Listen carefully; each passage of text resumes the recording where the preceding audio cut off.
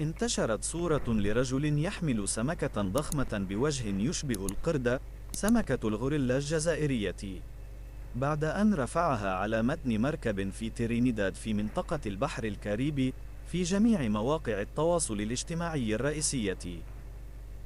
ووفقا لصحيفة ديلي ستار البريطانية، فقد تم فتح النظرية حول سمكة الغوريلا الجزائرية التي تتغذى على الحيتان باعتبارها مجرد أسطورة تم تداولها على مواقع التواصل الاجتماعي. حارس حديقة حيوان ساهم في نشر الشائعة، ووفقا للصحيفة فقد قام مايك هولستون، متخصص في الحيوانات الغريبة وحارس حديقة الحيوان في مؤسسة الحياة البرية في ماريو وماريا تابرو في ميامي بفلوريدا، بترويج المؤامرة التي تجعل من يعتقد أن مثل هذه الحيوانات موجودة.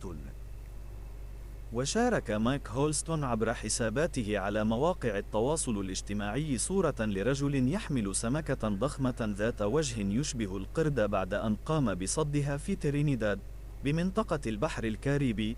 كتب هولستون: يا لها من صورة رائعة لسمكة الغوريلا الجزائرية هذه.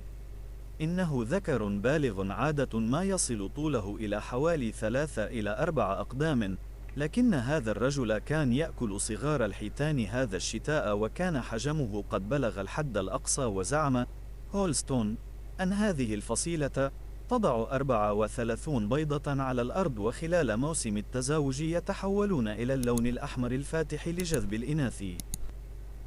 يسافرون في مجموعات فقط في سبتمبر عندما تكون النينيو بأقصى سرعة. يمكن أن يعيشوا حتى سن 13 عاما، ولكن إذا تم ختانهم يمكنهم العيش حتى 48.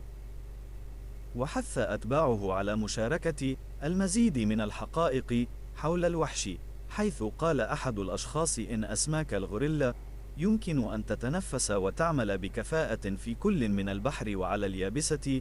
وبحسب الصحيفة، فقد هرع العشرات من الناس لمشاركة حقائقهم حول الأسماك مع خروج الحيلة عن السيطرة وانتشارها على نطاق واسع. أول من نشر الصورة ولفتت الصحيفة إلى أن ملف شخصي شهير على تويتر هو أول من نشر صورة المخلوق المزعوم في 17 من أبريل 2023، وحصلت التغريدة على 39 ألف إعجاب وأكثر من 4000 إعادة تغريد. لا يوجد صور أخرى للسمكة على جوجل، ما يؤكد أنها مركبة. تكتب أحد مستخدمي تويتر: هذه سمكة غوريلا جزائرية.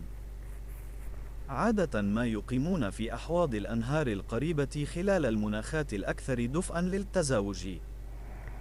هذه أول صورة رأيتها بهذا الحجم، حيث يبلغ طولها عادة من 3 إلى 4 أقدام.